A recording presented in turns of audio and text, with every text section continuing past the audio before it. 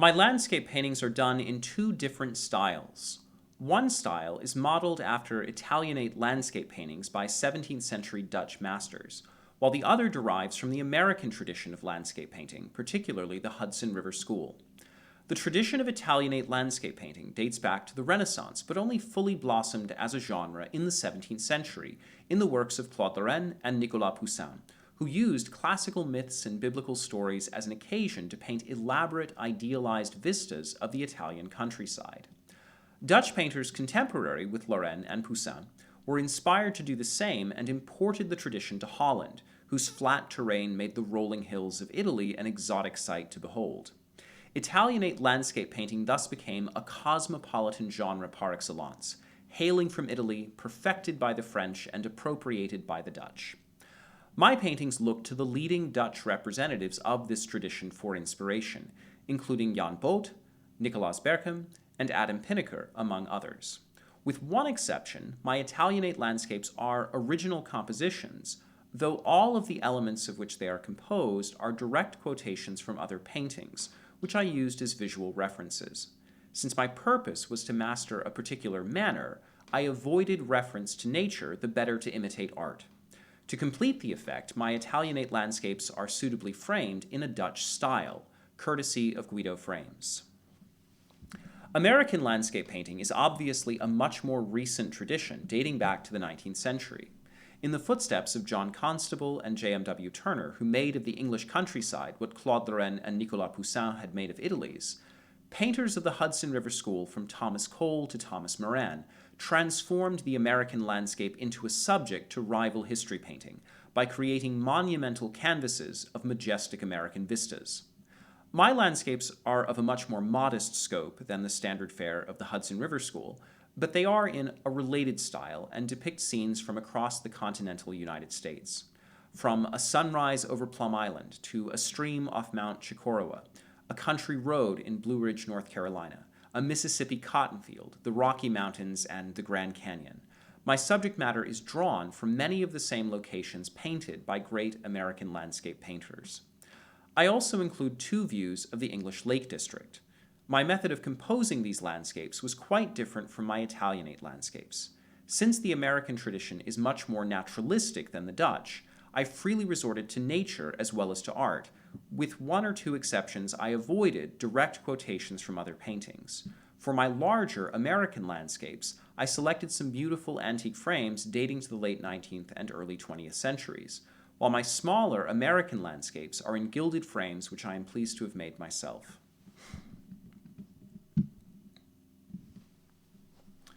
Shepherdess milking a goat was the first Italianate landscape that I attempted between 2014 and 2015. It was intended to be a study of a beautiful painting of the same name by Nicolaas Berchem in the Louvre, which captured my attention from the first moment I saw it. Berchem's painting is quite a bit larger than my humble imitation, at about a meter tall, and the proportions of it are more square. Berchem's original includes almost everything that mine does, except for the figures and the animals in the foreground, which I took from other sources just to change up the composition. Of my Italianate landscapes, the flight to Egypt is perhaps the most original. The waterfall coursing through the rock was loosely drawn from a painting by Jan Boot, as were the mountains in the distance, while the birch tree on the left was inspired by a famous painting by Adam Pinneker. The figures of Jesus, Mary, and Joseph in the distance on the road to Egypt allude to a painting by Giorgione. The watering hole is based on a painting by Nicolaas Berchem in the National Gallery in London, entitled Peasants with Cattle Fording a Stream. Using Berchem's painting as a foundation, I made substantial changes to the composition, increasing the movement of tone in the sky, adding more trees on the left, and replacing almost all of the figures and animals. The central group of a woman sitting on a donkey and giving a treat to a dog I took from a popular print which was designed by Berchem. Waterfall and Wending Road by a Riverbank is based on a painting by Adam Pinneker entitled An Italianate Landscape with a Traveler on a Path. The cliff and waterfall, as well as the trees in the center, are adapted from Pinneker's painting, while the rest of the picture has been redesigned, including the road, the trees and vegetation on the left, the river and the mountain in the distance. The color of the well-worn road is characteristic of Tuscany, whose clay soil is rich in yellow ochre, shades of which appear on almost all of the buildings. Painting this picture reminded me of my time in Italy. As a student in Florence, I particularly enjoyed going for a jog along the Arno and into the countryside. It never took very long for the city to recede from view behind the hills, since medieval cities like Florence are built on a human scale and designed to meld seamlessly into the natural environment. At the same time, nothing of the Italian countryside feels entirely wild, the way that forests often do in the United States. All of Tuscany is a garden, extending as far as the eye can see. Mountaintop Vista is a variation on a painting entitled Mountain Landscape by the French Rococo painter Jean-Honoré Fragonard. In the 1760s, Fragonard made a series of Italianate landscapes inspired, much like my own, by the works of Nicolas Berchem in the Louvre. I copied Fragonard's composition with just a few alterations. I transformed the rocky outcropping in the middle ground into a medieval ruin, and I also adjusted the design of the trees to give them more shape as well as to interject a quotation from Berchem. The tree that hangs over the middle of the picture is very similar to one that appears prominently in one of Berchem's most important paintings in the Louvre, of which Fragonard incidentally made a master copy. Mount Chocorua was a very popular subject of the Hudson River School painters, especially Thomas Cole, who painted it several times. There are a few streams around the mountain, though this scene is made up from imagination, because I wanted the stream set in a more open field, as it might have looked in the 19th century, when the forests in New Hampshire were not quite so overgrown. A pinyon pine overlooking the Grand Canyon is an imaginary depiction inspired by Thomas Moran's pictures of similar subjects. I also tried to draw on my own photographs and memories of the park, which I visited when I was a child. Hiking down into the canyon in the middle of July was a memorable experience and one of many life-threatening adventures that I've had with my father. Lake George in upstate New York was another popular subject of Hudson River School painters, including John Frederick Kensett and Jasper Cropsey. My composition is based on a couple paintings by Cropsey as well as photographic references. Cropsey did a similar picture of Lake Greenwood, but on a smaller scale and with more elongated proportions, as well as cattle in the foreground. I am delighted to have found a beautiful period frame for this painting from circa 1880, which is in almost perfect condition.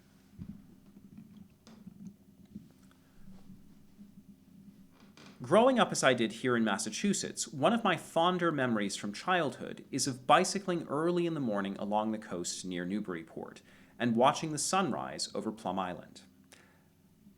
This painting is my best attempt at reconstructing this memory, with a little help from some American seascape paintings in the Boston Museum of Fine Arts and photographs of clouds. Pilot Mountain is located about 20 miles northwest of Winston-Salem in North Carolina. This particular painting has a familial connection since my mother grew up in the vicinity in Greensboro, and my great-grandparents also had a home in Winston-Salem. The stream that I've painted is an imaginary scene based on my mother's memories of a park where her family used to have picnics.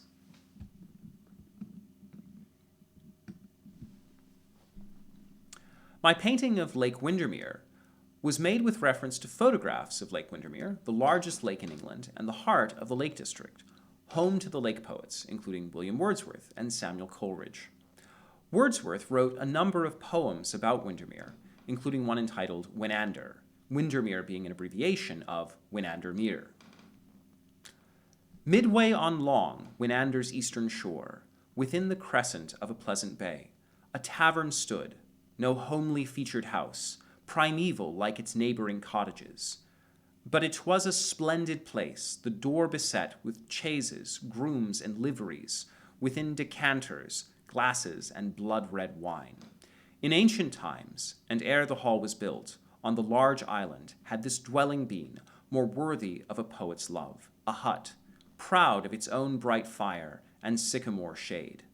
But, though the rhymes were gone that once inscribed, the threshold and large golden characters, spread o'er the spangled signboard, had dislodged the old lion and usurped his place in slight and mockery of the rustic painter's hand.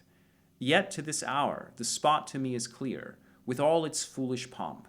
The garden lay upon a slope surmounted by a plain of a small bowling green. Beneath us stood a grove with gleams of water through the trees, and over the treetops, nor did we want refreshment, strawberries, and mellow cream. There, while through half an afternoon we played, on the smooth platform, whether skill prevailed or happy blunder triumphed, bursts of glee made all the mountains ring. But ere nightfall, when in our pinnace we returned at leisure, over the shadowy lake and to the beach, of some small island steered our course with one, the minstrel of the troop, and left him there, and rowed off gently while he blew his flute, alone upon the rock. Oh, then the calm and dead still water lay upon my mind. Even with a weight of pleasure, and the sky, never before so beautiful, sank down into my heart and held me like a dream. A Country Road in the Blue Ridge Mountains is an autumn scene set in Appalachia, which was painted from imagination with some help from photographic references. In this painting, as in all of my landscapes done in an American style, there are no animals or people to liven up the space. Though unconventional, my decision to make these landscapes barren of all animal life was motivated by a couple considerations. I didn't want any people in them because antiquated clothing would look artificial, and modern clothing would upset the timelessness of these scenes. As for animal life, I seriously considered including some deer and birds and so forth, but I found that the contemplative mood I was going for was better served by their absence. There is a thought-provoking stillness in these paintings. The frenetic movement of life is brought to a halt, and the noise is silenced, which never happens without reason. What has stopped the birds from singing? What keeps the groundhog in his hole? Is there a storm approaching? Could it be a predator lurking on the periphery? An earthquake? A fire, perhaps? No, I can detect no imminent calamity in these landscapes. There is just the still, small voice of the wind. My father's family being from Mississippi, I could hardly fail to do a painting of the Deep South, of which nothing could be more representative than a cotton field. This is what a cotton field would look like around early November.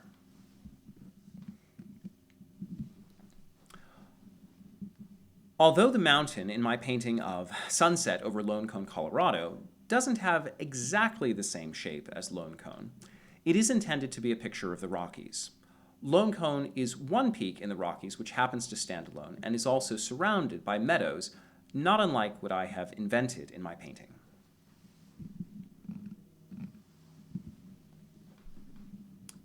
For my painting of a cobblestone road in the English Lake District, I actually had a good photographic reference for once, which I augmented by inventing a cobblestone road and making the clouds a bit more dynamic.